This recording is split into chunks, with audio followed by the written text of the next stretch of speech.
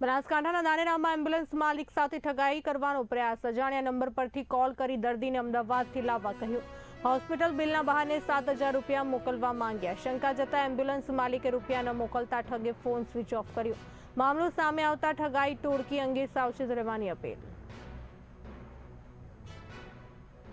ગઈકાલે મારી જોડે કોલ આવેલો હતો અમદાવાદથી।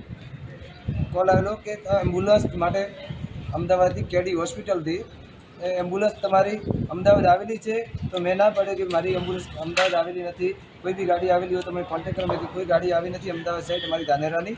એટલે પછી મેં કીધું તમને કોન્ટેક્ટ કરાવું અમદાવાદથી, એવી રીતનું કીધું। પછી મને 5 મિનિટ પછી પાછો ફોન આવ્યો કે હું મોમલદાર ધાનેરાથી બોલું છું। મારી મમ્મી ભરતી છે, 4,70,000 ભરી નાખ્યા છે। 7,500 તમે મને હું ક્લિયર કાર્ડ નાખું, એમાં તમે 7,500 મારા નાખો, હું તમને ધાનેરા જઈને હું આપી દઈશ। આવી રીતે મારા જોડે કોલ આવ્યો। પછી મેં ત્યાંથી ગાડી મૂકી, ત્યાં ભાઈ ત્યાં હાજર નહોતો। ત્યાં આવી રીતના ચરી ખાય છે મોમલદારના નામે।